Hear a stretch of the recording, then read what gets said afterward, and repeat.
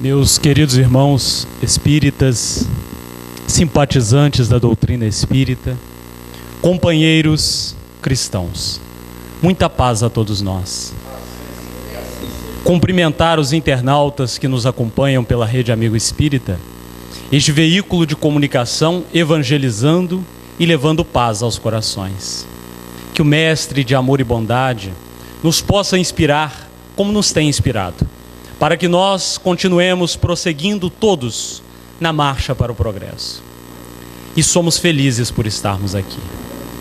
Um dia, uma manhã, um homem resolveu escrever em 1º de maio a respeito de uma terra, falando das suas venturas, das coisas belas que nela encontrou. E ele fazia alusão a uma passagem bíblica no livro do Gênesis, em que narra do início do mundo e mais tarde vão se falando os outros 4 livros de Moisés, a respeito de uma terra nova, de uma terra onde as pessoas pudessem viver em paz, pudessem viver daquilo que plantavam e colhiam, onde se amassem, onde a natureza jorrasse as suas belezas incalculáveis e pudesse fazer com que os homens e mulheres fossem felizes. Ele dizia que a quantidade de águas naquelas terras eram abundantes e poderiam proporcionar a todas as criaturas a felicidade. Não obstante, nós somos, em nossa maioria, do organismo compostos de água. Quando no colo uterino somos gerados na água, nos alimentamos da água, e ela é considerada a fonte de água, a fonte de vida, a fonte de seiva.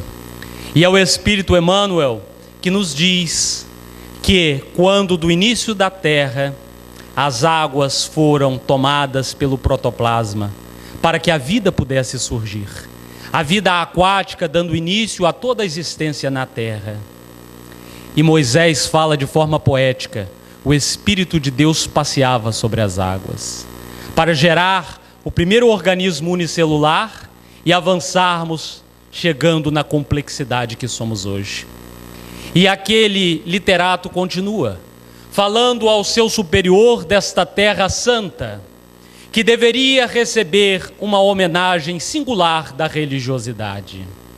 Àquela época, a Igreja Católica imperava no mundo, exercendo um domínio político, mas também religioso. E aquele literato, de forma narrativa, ia dizendo ao superior de que tudo que se plantava se colhia.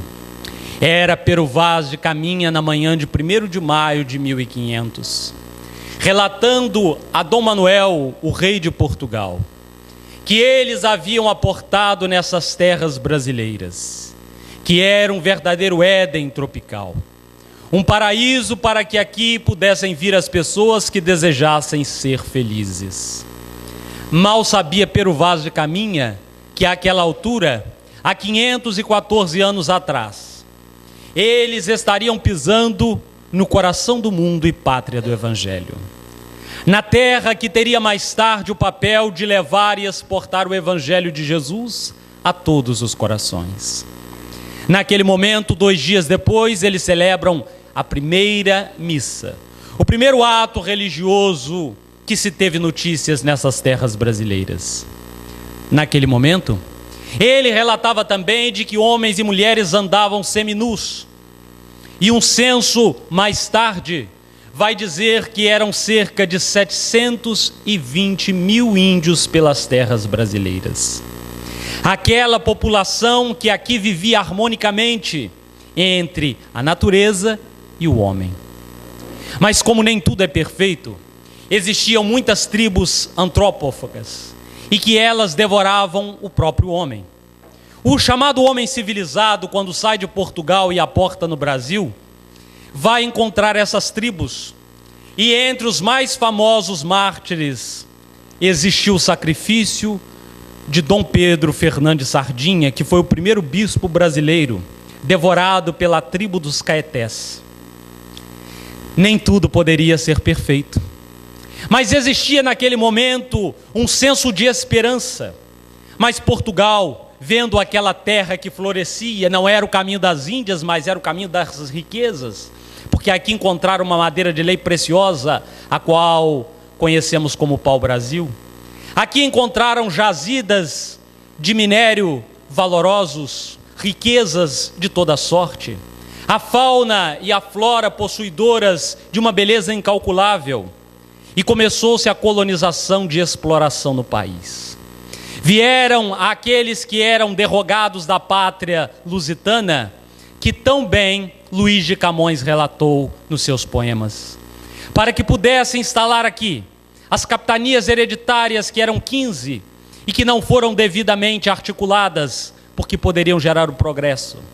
Mas os donatários resolviam tomar para si, ao invés de dividi-las em sesmarias e abrigar outras pessoas, gerando progresso. Aprisionados, eram exilados no Brasil. E surge então a escravidão, que já era comum na Europa, chegando a esta terra recém-descoberta.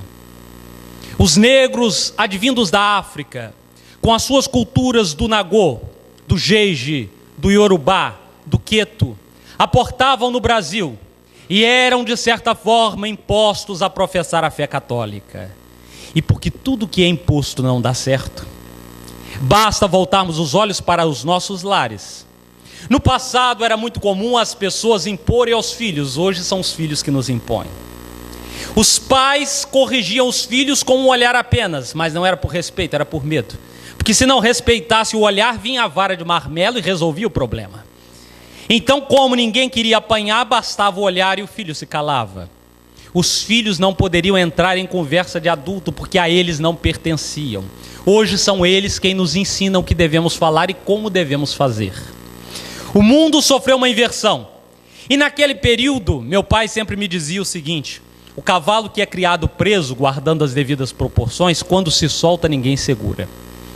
Os escravos que vinham da África e eram tomados pela imposição de professarem a fé católica, faziam os aterramentos dos seus orixás, cavavam fundo um buraco e colocavam os apetrechos do culto do candomblé. Mas os seus senhores desejavam que eles montassem altares católicos. Eles resolviam o problema.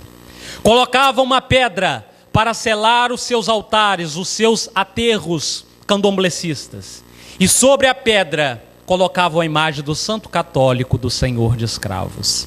Daí São Jorge virou Ogum, Santa Bárbara virou Iansã. E houve um envolvimento religioso para que nascesse a primeira religião brasileira, a Umbanda, que é uma mistura do rito do candomblé com a Igreja Católica. O povo brasileiro aportou outras culturas que aqui chegaram, de maneira que, havendo o cruzamento dessa população de todo tipo, havendo a mistura, surgiu a miscigenação. E o povo brasileiro começou a ter características únicas e exclusivas pelo fenótipo físico, característica nenhuma. Se fosse no reino dos animais, poderíamos chamar, guardando as devidas proporções, sem ofensa, a raça não definida. Porque nós nos misturamos de tal sorte que abrigamos o trabalho dos escravos, a cultura indígena com a natureza, com os chás, quem nunca os fez? Para resolver os problemas, quando a criança é pequena, a mãe vai lá e faz um chá de erva doce para resolver e acalmar, para dormir. É bem verdade que de um tempo para cá, depois que inventaram o Rivotril, as coisas mudaram muito. Porque dizem que ele resolve todos os problemas. Eu costumo dizer que ele cria todos os problemas. Porque atrás do Rivotril vem o Alprazolam, vem todas as medicações, e quando se vê, a pessoa está dependente de medicamentos. Como um amigo meu dizia, eu tomo há 30 anos. E a esposa disse assim: meu bem, eu conversei com uma médica e ela me dizia que não se pode tomar Rivotril durante muito tempo, porque em muitos casos ele pode gerar cirrose. Larga o Rivotril. E ele me disse assim: eu largo você, mas o Rivotril não. Porque quando eu te conheci já tomava Rivotril. Imagine se eu vou largar ele. Só largo depois que morrer. É um casamento perfeito. E ela não tem o que fazer, porque se exigir que ele largue o Rivotril, ele vai se separar. E ele começou tomando meio, hoje toma 2,5 e não faz efeito. Fica dopado, sonolento, naquele delírio todo, mas não consegue dormir. Mas já no passado era o chazinho que resolvia os problemas. O chazinho de boldo para curar a má digestão. Herdamos dos índios. Mas também herdamos a fé religiosa dos portugueses, que eram por excelência muito religiosos. E o Brasil, na extensão dos seus 8.511.996 quilômetros quadrados, a quinta maior nação do mundo, tornando-se a segunda em área habitável, porque não temos terremotos, maremotos, vulcanismos, não temos deserto, geleira. Somos privilegiados por Deus, porque somos brasileiros. Somos privilegiados por Deus porque aqui podemos reencarnar ou nos aproximarmos dessa terra, nos familiarizarmos. Água em abundância, como relatou Pero Vaz de Caminha. Mas ele não sabia que estava diante das duas maiores bacias do mundo, a bacia amazônica e a bacia platina. Ele não sabia que o Brasil era o verdadeiro celeiro do mundo, que era um verdadeiro reservatório de água potável do planeta. E essas belezas avançaram, chegou-se o Império. Dom Pedro I assume, depois de seu pai, a crise napoleônica que se estendeu pela Europa, e Dom Pedro chega ao trono, ao Império Brasileiro. Resolve então tornar o Brasil independente, bradando às margens do Ipiranga, não da mesma forma histórica que aprendemos nos primeiros enredos escolares, mas de uma forma bem diferente. Mas o Brasil tornou-se independente. Era um período de obscurantismo religioso, porque o Império não aceitava outra religião senão a católica. Dom Pedro fechava-se para o diálogo com as reformas que começavam a existir. Durante mais de 3 séculos, o Brasil foi ligado, a coroa foi ligada à religião católica, sem abertura. Mas quando o imperador retorna e deixa o seu menino, Dom Pedro II, que iria reinar o Brasil ou governá-lo democraticamente por cerca de 5 décadas, as coisas mudam de figura. Em 1517, a Igreja Católica sofria um baque muito grande. Mais tarde, as coisas iriam mudar. E os anos começavam a surgir com a Reforma Protestante, com o Anglicanismo, com João Calvino e todas as reformas existentes. Dom Pedro II abre o diálogo com as religiões. Entre elas, com o Espiritismo. Quando, em 1884, a FEB inicia os seus trabalhos de luta em prol da divulgação do amor. Em Hydesville já tinham ecoado as vozes espirituais. Allan Kardec, naquela França em que nasce o Espiritismo, propaga uma verdade nova, ou uma nova verdade, que nós havíamos esquecido. Era retornando o Cristo de volta para a intimidade dos corações. E o Brasil recebe, através desses ícones, como Bittencourt Sampaio, como Saião, como a voz póstuma de Allan Kardec, que se fez ouvir pelo médium Frederico Júnior, em 1888, quando a escravidão cai por terra e a princesa Isabel, a Redentora, naquele 13 de maio, resolve romper um dos 2 karmas existentes no Brasil, porque é outra coisa. Existem muitas nações que são tomadas de karmas e o Brasil só possui 2 karmas, segundo os espíritos amigos: a Guerra do Paraguai e a escravidão dos negros africanos. A princesa Isabel começa então um novo tempo, uma nova era para a sociedade. Mas aquilo culminaria com a queda do imperador, com aqueles que eram mais próximos. Porque geralmente quem trai a pessoa é quem está mais próximo dela. Quem está longe nunca nos poderá, ou quase nunca, nos fazer mal. O Marechal Deodoro da Fonseca era amigo íntimo do coração de Dom Pedro. Quando Dom Pedro tem-se a notícia de que começava agora a República do Brasil, e eles fazem com que ele seja exilado, saindo do Brasil e indo para Lisboa. Mas o tesouro resolveu indenizar-lhe. E essa questão de indenização, como vemos, é uma coisa muito antiga. As pessoas fazem mal e depois resolvem indenizar com dinheiro.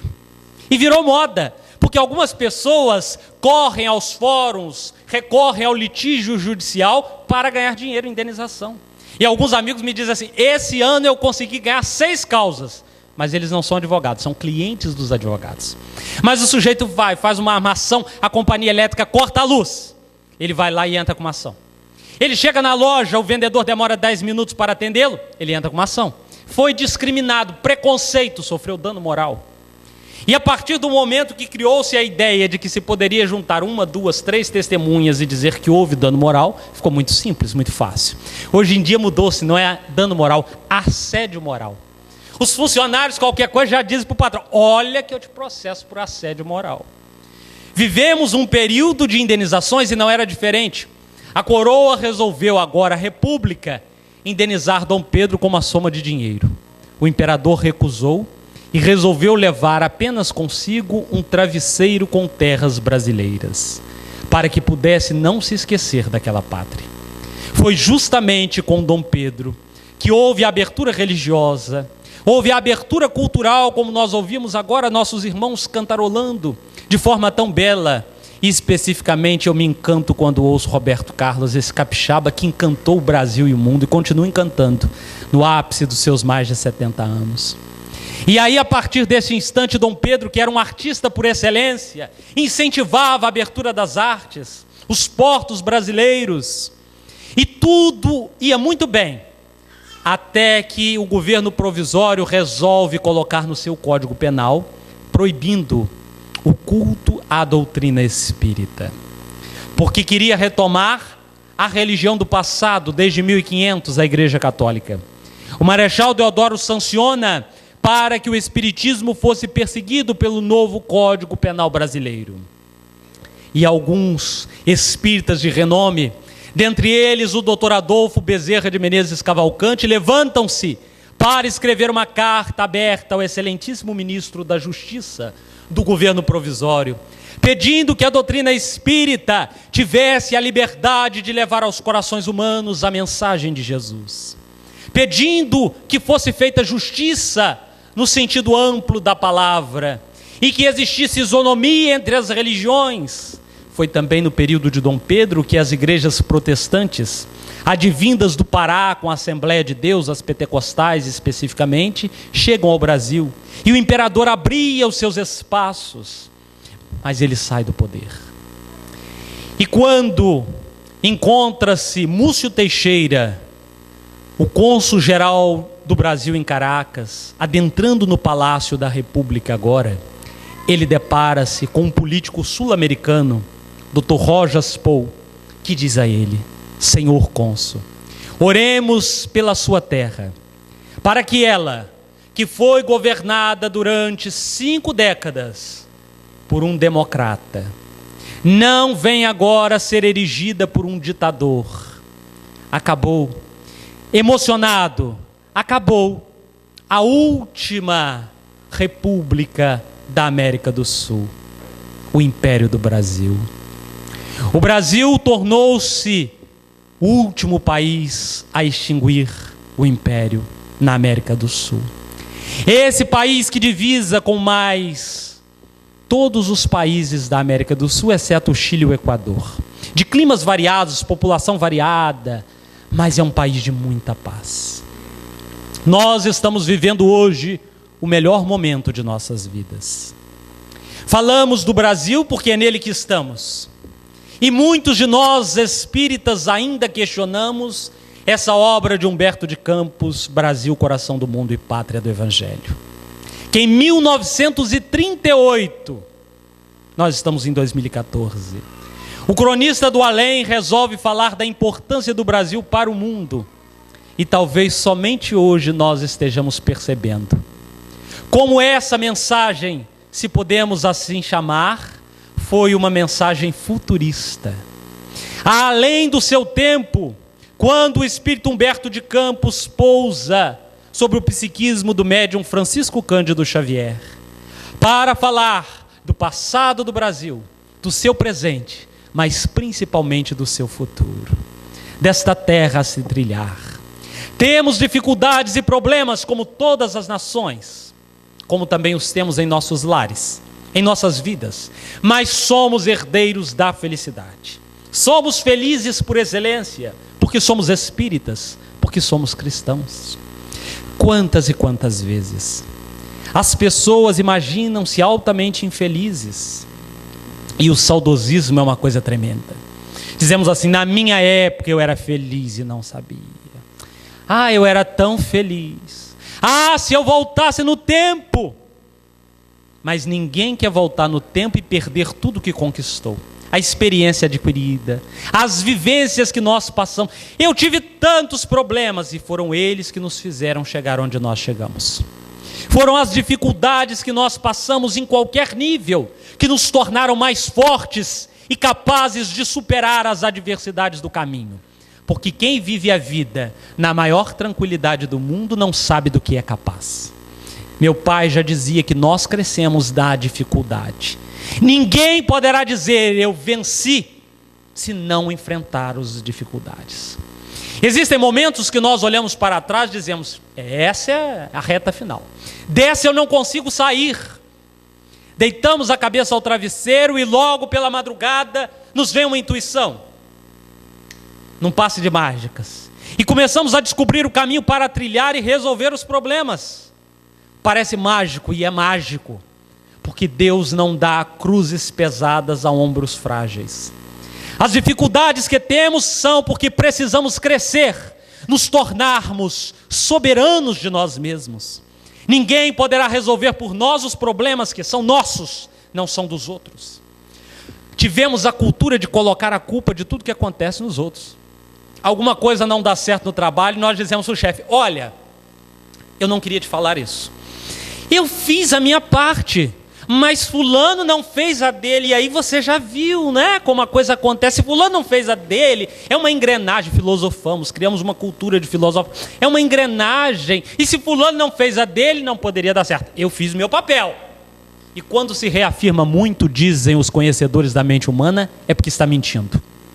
Quem justifica muito é porque está escondendo a verdadeira verdade. Parece um pleonasmo, mas existe verdadeira verdade.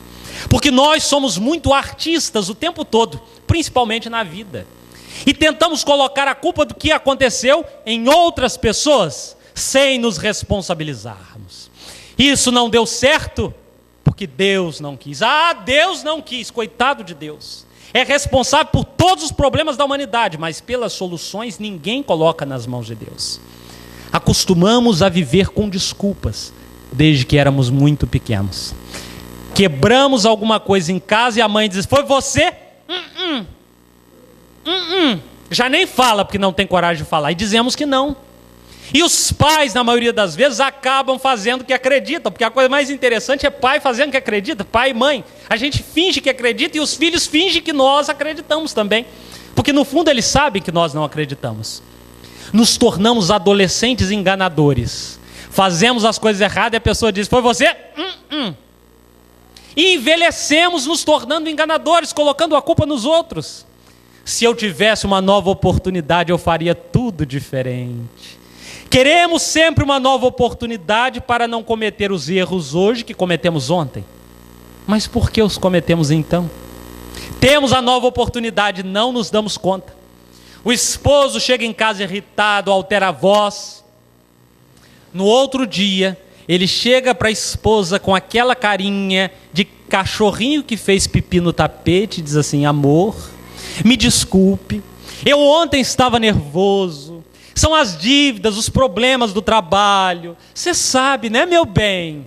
E ela, com aquela cara feia para dizer que não perdoa, faz aquele suspense.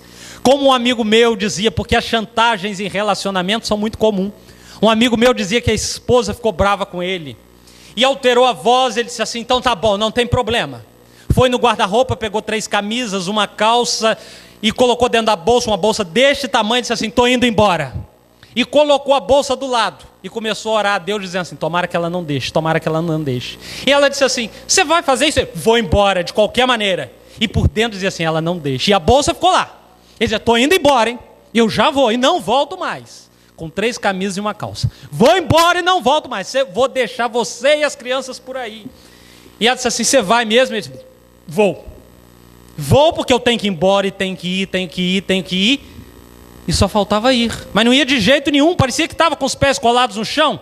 Até que ela disse, deixa isso aí, dorme aí essa noite, amanhã a gente vê. Ele disse, graças a Deus. Porque nós fazemos esses jogos pessoais. Eu vou, mas não quero ir. Eu vou, mas não quero ir. Quantas e quantas vezes nós nos relacionamos assim com as pessoas que estão ao nosso lado? Olha, chegamos para os dirigentes da Casa Espírita, para o trabalhador. Semana que vem eu não posso vir. Doido porque a pessoa diz, não venha, você é muito importante. Não, eu não posso vir, sabe? Eu acho que eu não posso vir. Quem acha é porque perdeu alguma coisa. Eu acho que não posso vir. Quando a pessoa, mas venha, você é importante. Sem você a sociedade perde um pouco do seu brilho. Bom, já que você pediu tantas vezes, eu vou vir. Porque nós somos assim. Fazemos esses jogos pessoais. E uma coisa interessante. Falando em Roberto Carlos, eu me lembro de uma canção que diz, mais ou menos a seguinte frase. Eu queria falar de alegria ao invés de tristeza, mas não sou capaz. Eu queria ser civilizado como os animais.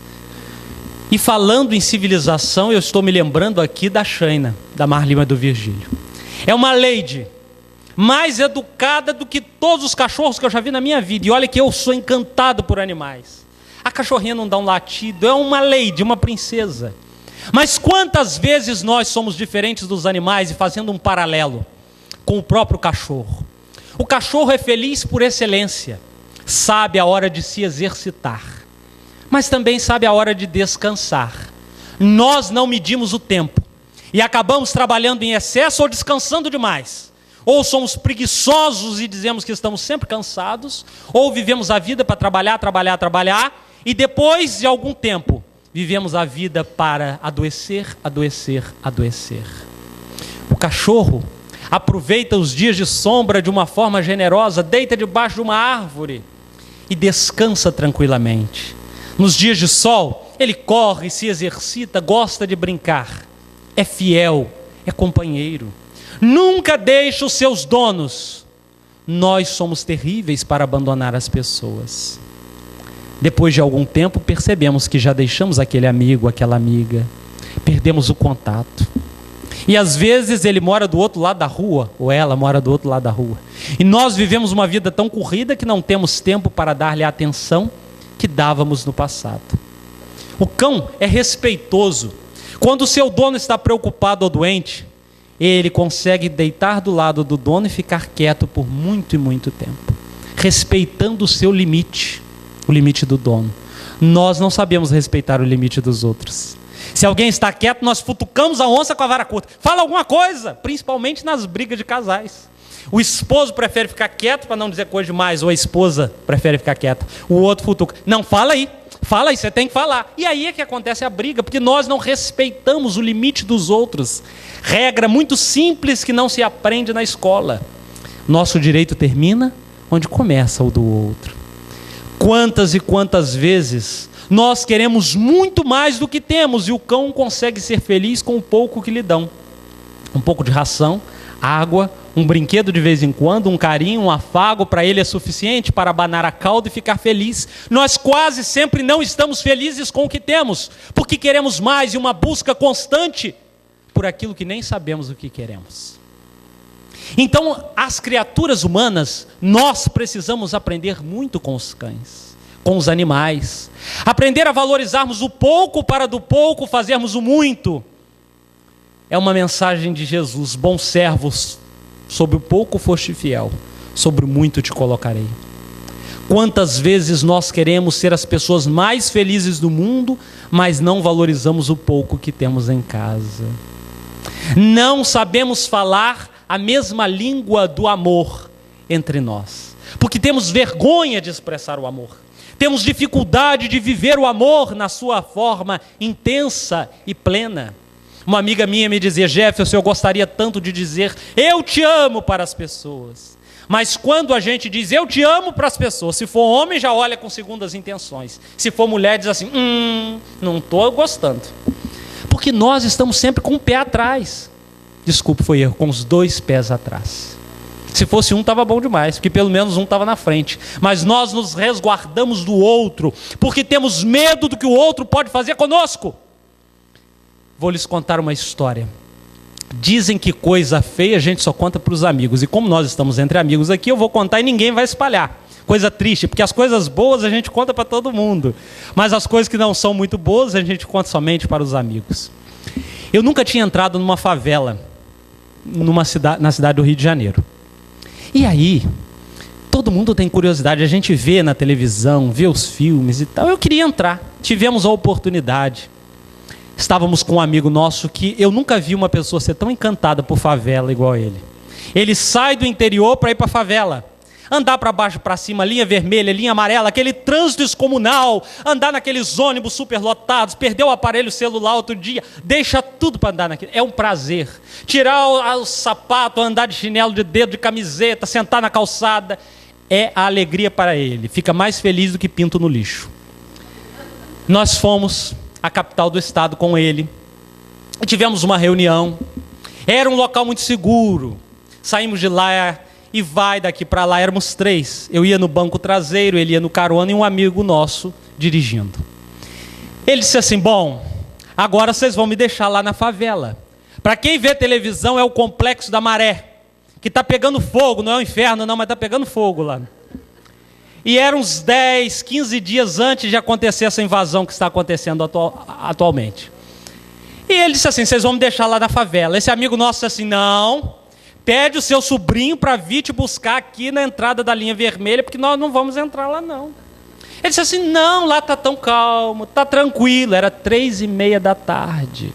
Lá está tão calmo, está tranquilo. E eu com meu espírito de porco, perquiridor, com vontade de conhecer a favela, falei assim: vamos lá. Vamos lá, não tem problema. Nunca tinha entrado. E estava dizendo que não tem problema. Ele disse assim, o amigo disse assim, o que dirigia: não, é melhor não. Pede ao fulano para vir nos encontrar. Ele insistiu: não, vamos lá, está tranquilo. E fomos entrando. Quando fomos entrando, esse amigo nosso disse assim: Jefferson, daqui a pouco você vai ver umas motos rondando o carro de lá para cá e de cá para lá. Ele disse assim: que bom, fique tranquilo. Andamos 300 metros, não mais que isso, da via principal. De repente sai um rapazinho que carregava um objeto na mão deste tamanho. Era um fuzil. E veio em nossa direção. Isso 15:30 da tarde. As senhoras e os senhores imaginem. Crianças brincando, pessoas sentadas na calçada, a maior tranquilidade. Veio o rapaz com aquele fuzil e colocou na nossa cabeça e disse assim: ipsis verbis. E aí, mano, qual é a desse carro aí? O amigo que estava do lado disse assim: sou morador. Ele disse: morador de onde? Morador daqui. Que morador o quê, mano? Morador de onde? Sou morador. Logo correu um outro pela direita e veio com uma pistola na mão e disse assim: desce os 3 do carro. E ninguém fazia nada, todo mundo calmo, tranquilo, aquela cena normal, as pessoas brincando, sentadas na porta do botequim, conversando, jogando baralho, as senhoras andando para lá e para cá. Eu disse assim: meu Deus, é o inferno. Eu que sou espírita achava que o inferno não existia, descobri que existe o inferno. E não é além da terra, é na terra, no Rio de Janeiro, no Complexo da Maré, é o inferno.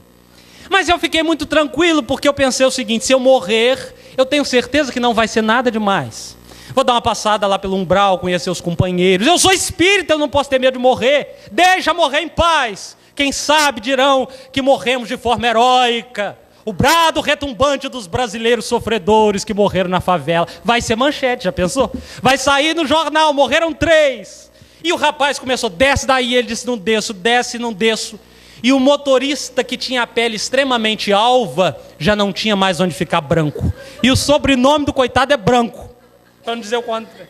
E ele não falava nada, ficou feito uma múmia com as 2 mãos no volante, parado. E aquele diálogo: desce, não desce, desce, não desce. Do lado esquerdo o fuzil, do lado direito a pistola. Até que vem um abençoado de lá, de um anjo que só não tinha as asas. Mas disse assim: ei, para aí. Ele é irmão da moradora, ele é morador. Ele disse assim: irmão de quem, mano? Irmão da fulana que mora ali, entre a esquerda, a 2ª, a 3ª casa. Ele disse assim: então tá beleza. Tranquilidade pura. Apertou as nossas mãos e o motorista estava com a mão que não conseguia dar as mãos. Continuava colada. E ele tinha comprado o carro naqueles dias, ainda não tinha o seguro do carro, coitado. Eu não sei se o medo dele era morrer ou levar o carro. Um dos dois não sabia qual era pior. Depois o indivíduo virou e disse assim: vocês não liguem não, tá? É nosso trabalho, mano. 3:30 da tarde, camiseta, chinelo de dedo, trabalhando para o tráfico. Aí eu estava fora de Itaperuna, quando recebi a mensagem. Invadiram a favela da Maré, eu disse, bem feito. Mexeram comigo, pagaram. Agora acabou o trabalho, roguei praga, disse assim, bem feito, graças a Deus. Expulsaram a bandidagem, não deram um tiro, foi bem feito, acabou o trabalho. Quantas e quantas vezes nós não vivemos essas situações na vida? E aí chegamos em Colatina, Itaperuna, e dizemos, nossa, mas a cidade está tão ruim. Nós vivemos num paraíso. Nós somos felizes e não sabemos. Não valorizamos. Nós somos as pessoas mais felizes do mundo. Vocês imaginem o que deve ser viver do lado do tráfico, comandando. E se não é tráfico, é milícia. Se não é milícia, é policial corrupto, que também é milícia do mesmo jeito. Um Estado inoperante, porque nós saímos do Palácio da Guanabara, a sede do governo, tinha policial para todo lado. E 30, 40 minutos depois entrávamos dentro do Complexo da Maré, tinha bandido para lado todo. São duas visões diferenciadas. Divaldo Franco costuma dizer que nós devemos florescer onde fomos plantados. Nós estamos plantados aqui para sermos felizes. As pessoas dizem que o passado era melhor, coisa nenhuma. Melhor é hoje. Nós saímos de Itaperuna e vimos para Colatina, nos perdemos 3 vezes, porque eu dirigindo sou um caos. Me perco em qualquer lugar, vocês não imaginem só. Saí daqui, não tinha vaga, fui parar ali, já estavam achando que eu estava perdido. Eu falei, aí também não, pelo amor de Deus, já estou conhecendo Colatina. 3ª vez, já estou virando craque. Daqui uns dias eu venho até com os olhos fechados. Nos perdemos em Cachoeiro, entramos, mas graças a Deus. Deus inventou através do homem um tal de GPS. Nossa, é uma das melhores invenções do mundo, porque o trem fala com a gente, entra à esquerda, dobra à direita, vai para lá, segue em frente.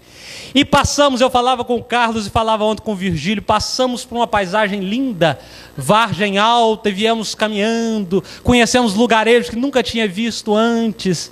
Gastamos mais ou menos 7 horas de viagem. Para aqui, para ali, desce aqui, olha, lê aquela placa e conversa. Mais ou menos 7 horas de viagem, mas foi tranquila demais. Graças a Deus me perdi, graças ao GPS chegamos aqui.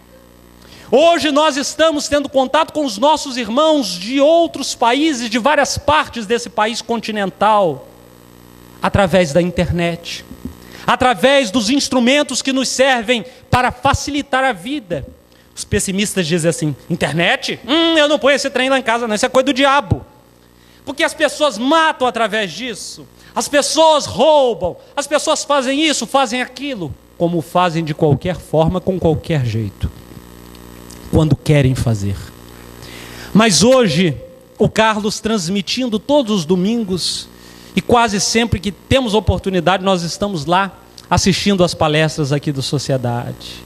Mensagens que chegam a corações tão aflitos, que talvez, de tão aflitos, não tenha coragem de botar o pé no caminho para ir a uma casa espírita, mas recebem a mensagem espírita dentro de casa.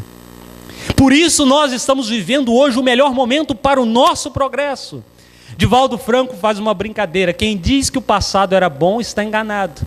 Ele diz assim, antigamente eu que conheci as aeronaves no passado, viajando pelo Brasil e pelo exterior, aquela sucata que chacoalhava mais do que não sei o quê. E hoje as pessoas vão de uma parte a outra do mundo com a maior facilidade. Celular. Artigo de luxo antigamente, hoje é de necessidade. Eu me lembro, acho que já falei aqui, quando surgiu o celular na nossa cidade, era aquele trambolho que você abria, ele parecia um rádio de comunicação.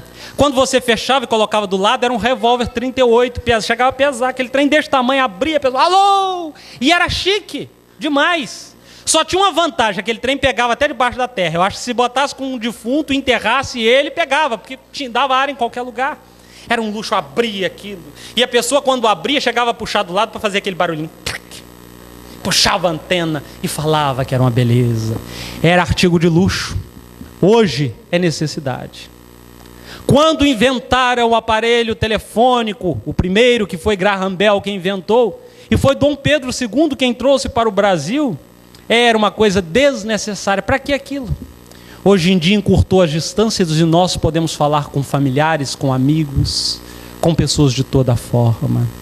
Meu pai me falava que quando viram o primeiro avião passando na cidade de Laje do Muriaé, hoje Laje, hoje cidade, na época distrito, onde ele nasceu, distrito de Itaperuna, e viram o avião sobrevoando, eles estavam na lavoura, plantando e colhendo, vivendo da terra, como proclamou o Pero Vaz de Caminha.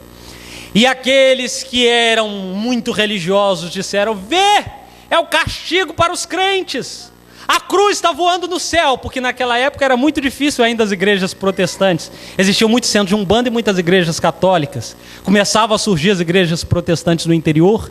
Então disseram: é castigo, a cruz está voando no céu, aquele trem. Vocês imaginem só aquela assombração, com uma trave horizontal e vertical do lado, era uma cruz voando. E começaram a correr, quem estava no alto corria para baixo, quem estava embaixo corria para cima. Me lembra o Apocalipse de João: nos últimos dias todos desejarão correr, porque terão medo, e desejarão morrer e não morrerão.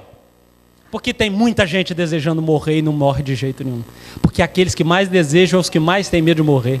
Pessoas dizem: eu vivo infeliz e quero morrer. Quando ele sente uma dor de cabeça, ele corre para o médico e diz: doutor, me salva, pelo amor de Deus, que eu estou morrendo.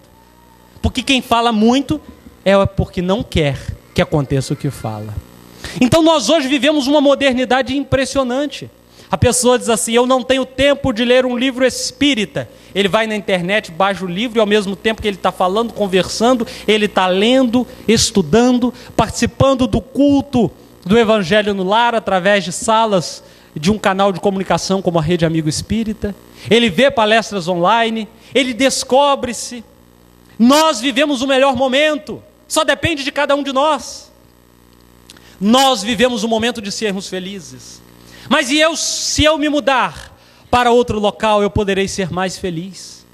Conta Divaldo Franco que existia um jovem cheio de sonhos, cheio de paixões, e que esse jovem um dia resolveu mudar-se, porque quando nós queremos sonhos, temos sonhos, os perseguimos.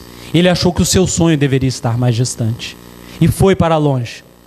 Chegou numa cidade e encontrou um homem velho, velho no sentido amplo da palavra, porque velho não é o corpo, velho é a alma. Um homem velho, cansado de viver, porque não tinha vivido nada, que não tinha sonhos, um pessimista, um cadáver ambulante. E perguntou ao homem, ia ele e seu mestre, os dois juntos. O mestre ensinava o menino, era um preletor de conhecimentos. E o velho mestre perguntou então ao homem velho, que era jovem no corpo: bom dia, bom dia. Como é essa cidade? Porque eu aqui desejo radicar-me, vir morar nela. Ele disse assim: essa cidade é muito ruim. É cheia de pessoas infelizes, fofoqueiras, maledicentes, preconceituosas. É uma cidade muito quente, faz muito calor. E quando chove, chove muito. É uma cidade que quando caem as águas, enche tudo. É uma cidade muito ruim. É o pior lugar do mundo. Isso aqui não presta. Eu, se fosse você, não viria para aqui, porque o meu sonho é sair daqui. Mas como eu não posso, estou nesse troço aqui. E até rimou, posso com troço. Eles foram mais adiante, caminharam. E quando a tarde já caía, depararam-se com um homem de muitos anos no corpo, mas uma mente aberta e jovial. E disseram: Senhor, boa tarde. Era a mesma cidade. Boa tarde. Como é essa cidade? Eu desejo radicar-me nela e gostaria de ter informações. Ah, meu filho, esta cidade é a melhor cidade do mundo. Nela, as pessoas são hospitaleiras, generosas, carinhosas, fraternas. São amigas e são irmãs. Se respeitam, se confraternizam. É uma cidade quente, mas nela também temos o calor humano. E quando sentimos muito calor, nos refrescamos no diálogo fraterno. Quando chove e a cidade é tomada pelas águas, nós vemos que o povo dela é generoso e uns ajudam os outros. Realizam campanhas de doação de alimentos, de víveres, de agasalhos. É uma cidade muito boa. Essa cidade é uma cidade feliz. E todos que moram nela são felizes, porque amam onde estão plantados. Porque fazem o melhor para que ela continue sendo uma cidade bela e hospitaleira, agradável e fraterna. Eles se despediram e partiram. O velho preletor disse ao seu menino e aluno: meu filho, quem faz o local somos nós. Quem faz e quem sonha em realizar o melhor somos nós. Eles estavam numa cidade quente, que se alaga de vez em quando, mas muito fraterna. E me disseram, emendando a história, que a cidade era colatina. E eles eram membros da sociedade. Por isso eles eram muito felizes e muito fraternos.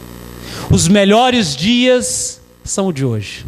Nós nunca fomos tão plenos e tão felizes. Temos Jesus. Temos o Espiritismo. A mensagem do amor chegou em nossos corações, dizendo que não adianta olhar para trás e viver de passado, mas olhar para frente e para o alto. Nós somos delegados à luz divina. É para lá que nós vamos. Independente se moramos em Colatina, Itaperuna, no Complexo da Maré, que parece um inferno, mas não é. Nós somos felizes. Nós precisamos e temos obrigação de sermos felizes. Nós precisamos nos amar. Nos preocupamos muito com aqueles que deixamos em casa, com aqueles que estão distantes, como dois homens se preocupavam de forma abundante. Eram lavradores, lavravam a terra para dela tirar o sustento, mais uma vez, como relatou Pero Vaz de Caminha. E um dizia para o outro: compadre, se eu morrer, cuide dos meus filhos. Cuide dos meus filhos, compadre. Eu tenho muito medo de morrer e deixá-los órfãos. O outro era mais calmo, era adepto do espiritismo e dizia assim: ah, compadre, se eu ou você morrermos, Deus, que é Senhor, cuidará dos nossos filhos. Todos os dias, quando chegavam na lavoura, logo cedo, antes do sol aparecer, o primeiro dizia: compadre, toma conta dos meus filhos. Até que um dia, eles observaram uma avezinha muito bela, que cruzava os céus de quando em quando, e ia pousar numa árvore frondosa logo à frente. Curiosos, resolveram ver o que lá havia. Ela saía e voltava com algum alimento no bico. Subiram a galharia torta e chegaram quase na copa da árvore. Havia um ninho, 4 avezinhas mal emplumadas, belas, o fenômeno da vida, da natureza. Eles se encantaram. Luiz Gonzaga diz numa música que não há nada mais belo que a natureza. Se emocionaram e voltaram para a lavoura. Mas o primeiro continuava falando: compadre, cuida dos meus filhos. Quando eles perceberam que a ave voltava numa das suas idas e vindas com o alimento ao bico, um gavião sorrateiro e maldoso a tragou sobre as suas garras, levando-a para bem distante. Eles não tiveram como socorrê-la e ficaram muito preocupados. Sabiam que ela não voltaria mais, seria impossível. E o outro, o primeiro, muito preocupado, não dormiu à noite. O segundo também não. Quando chegaram no outro dia na lavoura, o primeiro intento foi correr e ver as aves que ali estavam, porque elas deveriam morrer. Sem a mãe, elas iriam morrer. Quando eles chegaram, observaram que as avezinhas estavam fortes e vivas, bem alimentadas. E eles acharam muito estranho. Desceram da árvore e continuaram na lavoura, olhando de quando em quando para a árvore para ver o que estava acontecendo, qual o milagre. Eles não haviam dado conta de que próximo àquela árvore, que era muito grande, muito robusta, existiam outros ninhos e outras aves faziam o mesmo trajeto, alimentando seus filhotes. Então eles perceberam que uma outra ave, vendo a orfandade do primeiro ninho, resolveu o adotar. E resolveu, quando trazia os alimentos para os seus, aumentar o seu trajeto e também trazer o alimento para os quais ela adotou. Um olhou para o outro e disseram: ah, compadre, Deus não desampara nenhum dos seus filhos. Deus a todos sustenta e provê os recursos necessários para que vivamos plenamente, de forma feliz. Precisamos ter essa fé no futuro, essa certeza de que não estamos e nunca estaremos sozinhos. Estamos muito bem acompanhados. Em 1964, Sebastião Lasniaux, que era um poeta por excelência, resolveu escrever uma poesia. E naquela época, as canções espíritas ainda não existiam propriamente ditas. Eram paródias. E uma música muito famosa já naquele período, muito linda, que fala dessa pureza cabocla, desse povo brasileiro, dessa miscigenação plena. Ele resolveu adotar essa melodia, falando em poesia do nosso encontro com o Espiritismo, do nosso encontro com Jesus. Quando eu caminhava pelo mundo errante, nas manhãs sem luzes, noites sem lua, triste e solitário fui seguindo avante, sem um teto amigo para repousar. Era como um passarinho que perdera o ninho e ficou sem lar. Alma sem ilusão, sem fé e sem calor, não tinha em meu coração o mais singelo amor. Eis que certo dia o meu ser invade num amor imenso reflorido em luz.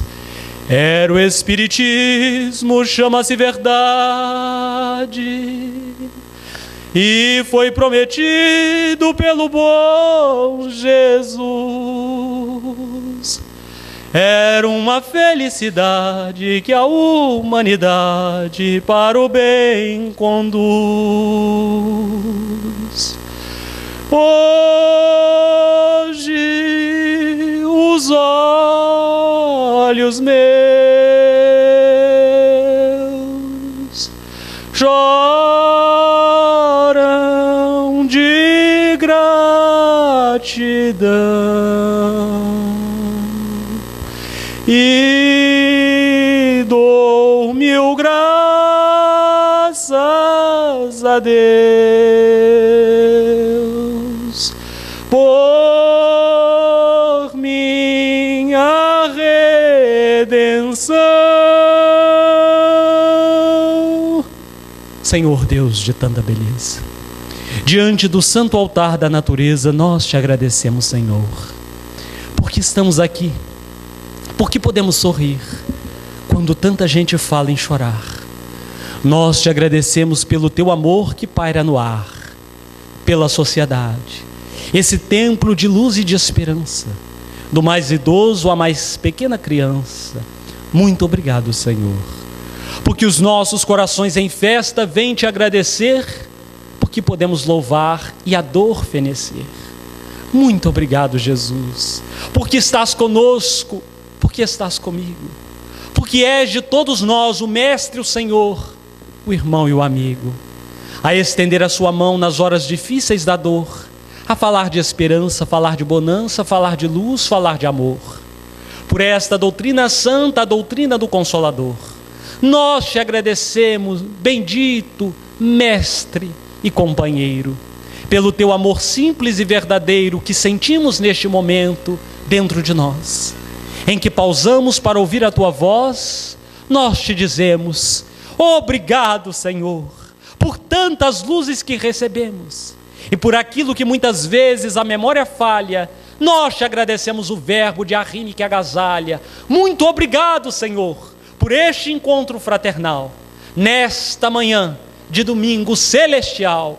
Muito obrigado, Senhor, pelo teu amor, amor em expressão de mil amores. Muito obrigado, Senhor. Muito obrigado, senhoras. Muito obrigado, senhores.